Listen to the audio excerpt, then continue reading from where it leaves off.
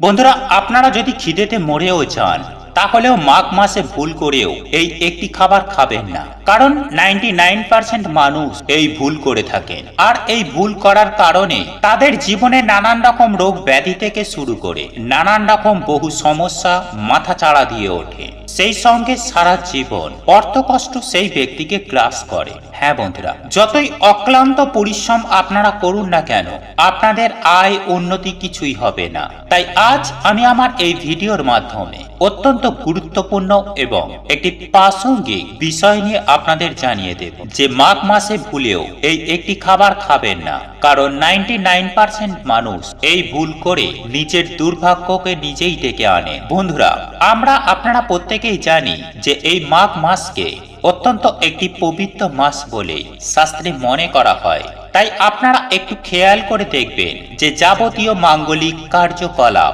যেমন ধরুন অন্নপ্রাশন বা বিবাহ, এই মাঘ মাসে অনুষ্ঠিত হয়ে থাকে। এছাড়াও বিভিন্ন মন্দিরে এই মাঘ মাসে বিভিন্ন দেবদেবীর পুজো আরাধনাও করা হয় বিশেষ ফল লাভ করার উদ্দেশ্যে। এরই পাশাপাশি অনেক প্রকার ধার্মিক মেলার আয়োজন করা হয় এই পবিত্র মাঘ মাসেই। দেখুন বন্ধুরা, শাস্ত্র মতে এই মাঘ মাসে যদি আপনারা কোনো গরিব, দুঃখী, দুস্থ, অসহায় মানুষকে আর্থিকভাবে বা শারীরিকভাবে যদি সাহায্য করে থাকেন, অর্থাৎ আপনারা যদি সেই অসহায় মানুষকে কিছু খেতে দেন, তাহলে অনেক প্রকার আপনারা সুফল পাবেন। হ্যাঁ বন্ধুরা, আপনারা একেবারে ঠিকই শুনেছেন।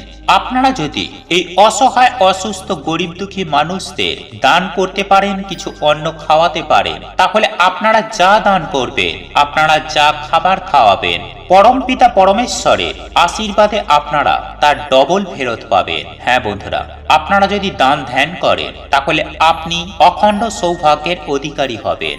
তাই বন্ধুরা, আপনারা একটু খেয়াল করে দেখবেন যে এই মাঘ মাসে অনেকেই আছেন যারা গরিব, দুঃখী, দুস্থ, অসহায় মানুষদের চাল, শীত বস্ত্র, তিল বা গুড় দান করে থাকেন অখণ্ড সৌভাগ্যের অধিকারী হওয়ার উদ্দেশ্যে।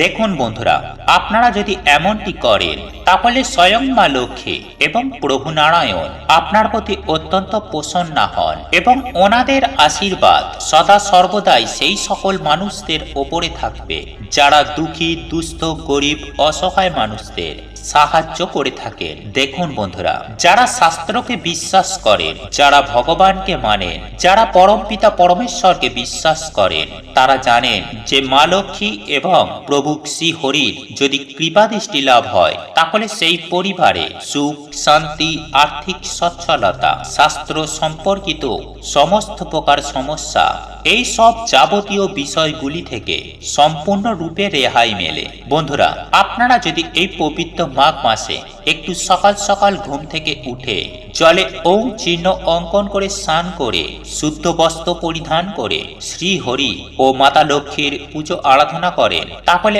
অতি অবশ্যই আপনারা সুফল লাভ করতে পারবেন। বন্ধুরা, আপনারা একটু খেয়াল করে দেখবেন যে এই মাঘ মাসে অনেকেই ব্রাহ্ম মুহূর্তে ঘুম থেকে উঠে গঙ্গা স্নান করেন। আর যদি আপনারা এই কাজটি একবার করতে পারেন সূর্য উদয়ের পূর্বে, তাহলে সারাটা বছর আপনাদের অত্যন্ত ভালোভাবে কাটবে এবং অত্যন্ত পূর্ণ সঞ্চয় করতে আপনারা সক্ষম হবেন। কিন্তু বন্ধুরা, এখন প্রশ্ন হলো, যাদের সামনাসামনি গঙ্গা নদী নেই, বা কিছু বয়স্ক মানুষ রয়েছে, বা কিছু অসুস্থ মানুষ রয়েছে, যারা বাড়ির বাইরে বেরোতে পারেন না এই অসহ্য ঠান্ডায়, তারা অতি অবশ্যই তাদের স্নানের জলে অতি অবশ্যই তিল ও গঙ্গা জল মিশিয়ে স্নান করতে পারেন, তাহলে এতেও আপনারা অতি অবশ্যই ফল পাবেন। বন্ধুরা, একই সঙ্গে আমি আপনাদের আরো একটি বিষয় জানিয়ে রাখতে চাই, আর তা হলো, বন্ধুরা, যদি আপনাদের বাড়িতে কোনো অসুস্থ ব্যক্তি থেকে থাকে, বা ধরুন ট্রিটমেন্ট করার পরেও কোনো ফল পাচ্ছেন না, তাহলে মাঘ মাসের যে কোনো 3টি সোমবারে কাঁচা দুধ, বেলপাতা, গঙ্গা জল, মধু এবং ঘি সহযোগে যদি আপনারা আপনার বাড়ি সে অর্পণ করতে পারেন এবং সেই গঙ্গা জল এবং দুধ চরণামৃত হিসাবে সংগ্রহ করে যে অসুস্থ ব্যক্তি রয়েছে তাকে যদি খাওয়াতে পারেন তাহলে অতি অবশ্যই সেই ব্যক্তি শারীরিক অসুস্থতা থেকে সম্পূর্ণরূপে মুক্তি মিলবে।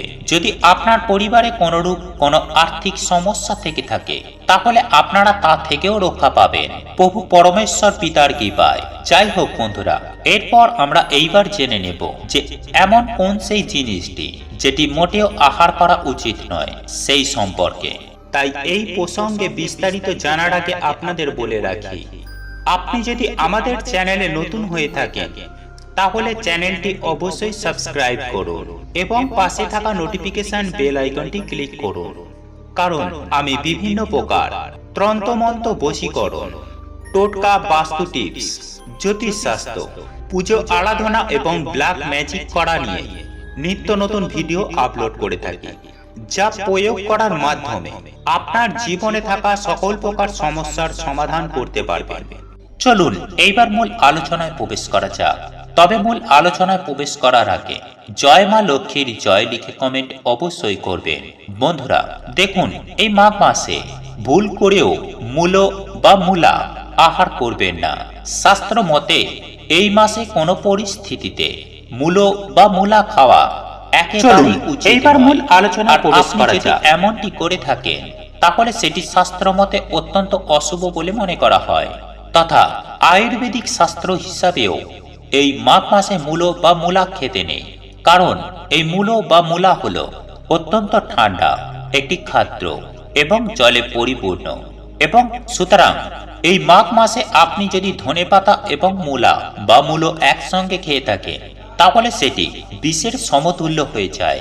সুতরাং আপনারা এই মাঘ মাস চলাকালীন ভুল করেও মূলো আর ধনেপাতা একসঙ্গে তো খাবেনই না। এছাড়াও আপনারা অতি অবশ্যই চেষ্টা করবেন যতটা সম্ভব মূলো খাওয়া এড়িয়ে চলবেন।